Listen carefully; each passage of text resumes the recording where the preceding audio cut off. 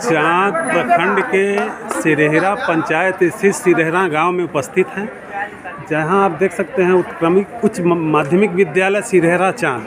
ये विद्यालय +2 विद्यालय है। जहां तक आप देख सकते हैं +2 विद्यालय की बिल्डिंग है। हम जब इस क्लास में हम गए तो हमने पाया कि इस क्लास में बच्चियां तो ज़रूर बैठी हैं, लेकिन यहाँ टेबल अवेलेबल नहीं है इनके पास। ये सरकार की कौन सी नीति है, कौन नीति चला रही है, यही नहीं समझ में आ रहा है। यहाँ देखिए टेबल भी बच्चियों को एक टेबल पे 6-6, 7-7 बच्चियाँ बैठी हैं। ये स्थिति है इस विद्यालय की। और यहाँ का शौचालय का हाल हम दिखाएंगे। जैसा कि आप देख सकते हैं कि शौचालय की व्यवस्था, शौचालय जो है +2 है, यहाँ बड़ी लड़कियां आती हैं। और शौचालय का ये व्यवस्था है कि यहाँ ऊपर खप्पड़ नहीं है, ऊपर छत नहीं है। आप इसको देखिएगा तो ये +2 का विद्यालय है और यहाँ ऊपर छत नहीं है। ये स्थिति है +2 विद्यालय सिरेहरा गांव की है। और यहाँ कुछ ग्रामीण हमारे मौजूद हैं, ग्रामीण भाई, उनसे हम जानने की कोशिश करेंगे कि भाई ये जो विद्यालय है +2 विद्यालय जो है +2 विद्यालय, भाई ये बताइए यहाँ शिक्षा दीक्षा सही ढंग से होता है? शिक्षा दीक्षा की जहाँ तक बात है, इससे 1-2 महीने पहले से तो बिल्कुल इसकी स्थिति बहुत ही ख़राब थी। जी। और शिक्षा की स्थिति तो बदहाल ही है, क्योंकि अभी नए मास्टर्स में तो थोड़ा सुधार देखा जा सकता है, लेकिन जो बुनियादी सुविधाएं होनी चाहिए स्कूल में। जी। क्योंकि हमारे पास मध्य विद्यालय जो कि 12वीं तक का होने जा रहा है, उसकी नई बिल्डिंग प्रस्तावित है। लेकिन इसकी बुनियादी सुविधाएं देखेंगे आप तो इसमें कम से कम बॉयज़ एंड गर्ल्स के लिए सेपरेट टॉयलेट तक नहीं है। बड़े ना क्लास में हमने देखा है बच्चियों को बैठने का टेबल भी नहीं है, बैठने की सुविधा भी नहीं है। जी। और जो अभी एक नवीन कदाचार हुआ है हम लोग के विद्यालय में, जो कि किसी को नहीं पता था, ये हुआ है। और वो कदाचार माननीय अल्पसंख्यक मंत्री के प्रत्यक्षकरण पर उनके उपस्थिति में हुआ है। ये हुआ है कि ये जो आप विद्यालय देख रहे हैं, जी। इनकी जितनी भी जमीनें हैं जी, सरकारी जमीनें हैं जी। इस पे किसी ने आज तक दावा नहीं ठोका। लेकिन अभी फिलहाल 2020 में जी पूर्व मुखिया जो वकील अहमद थे, उनको जमा खान ने अपने पावर का इस्तेमाल करते हुए उनको ये भूमि अधिग्रहण करते हुए उनको भूमिदाता घोषित कर दिया।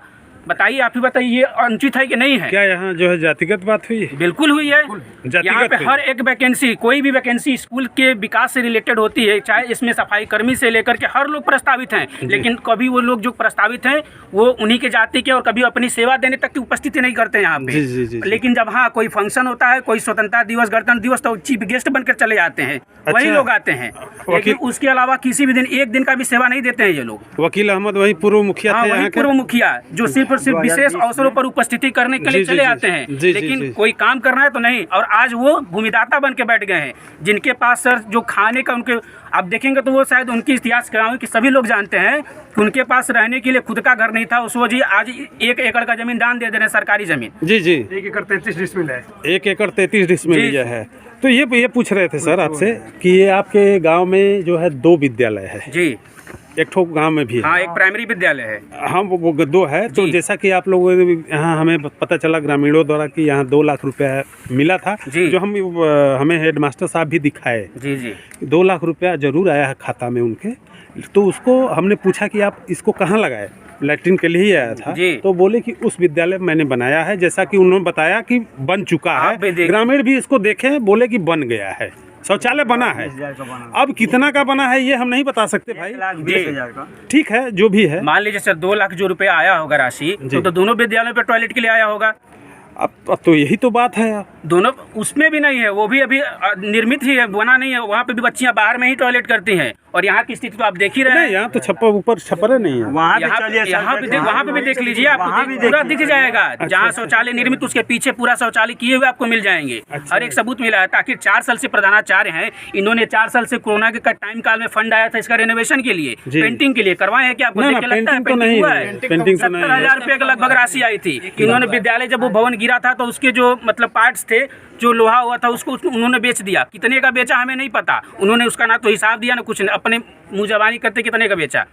उसमें भी उन्होंने कुछ घोटाला किया है। ये प्रधानाध्यापक जो है बिल्कुल इसमें एक प्रकार से चोर तो उनके लिए कहना उचित नहीं होगा, क्योंकि एक सम्मानित पद पे है, लेकिन मिली भगत वाले हैं, ये घोटालेबाज हैं, घोटालेबाज हैं। इन्होंने आज तक कोई भी इस जब से ग्रामीण ऐसे प्रधानाध्यापक का क्या होना चाहिए? मैं उनको हम लोग तबादला तो बहुत छोटा चीज है सर। ऐसे विद्यालय ऐसे प्रधानाध्यापक को तो पढ़ाने का भी मौका नहीं मिलना चाहिए, सेवा में रहने का ही हक नहीं है। ये बात सत्य है, ऐसे लोगों को ये बात होनी चाहिए और ऐसे प्रधानाध्यापक को यहाँ से हटा देना चाहिए, जहाँ जनता का खुला रूप से विरोध हो। जनता विरोध उनकी कर रही है कि ये कोई कार्य नहीं कर रहे हैं, जो भी कर रहे हैं इसमें परसेंटेज पे काम कर रहे हैं। यही बात करना है। यहाँ जातिवाद हो रहा है, स्कूल पर जातिवाद हो रहा है, जातिवाद वैकेंसी हो रही है। जामा खां जी जातिवाद यहाँ वैकेंसी कर रहे हैं, अन्यथा अदर कास्ट के वैकेंसी नहीं कर रहे हैं। कौन सी वैकेंसी? कोई भी वैकेंसी हो रही, गार्ड की हो रही है, हाउस कीपिंग की हो रही है, चपरासी की हो रही है, कोई भी चीज की वैकेंसी हो रही है, वो जातिवाद हो रही है। मंत्री ये जमा खां जी एक वोट से जीते हैं, हम लोग ये पूछना चाहते हैं, जमा खां जी आकर के जवाब दे, उनको जवाब मांग रहे हैं हम लोग।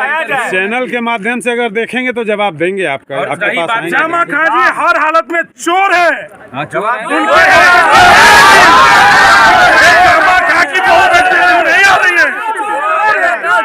टॉयलेट बाथरूम करने के लिए जामा खा के घर के जामा खा करके बहू बेटी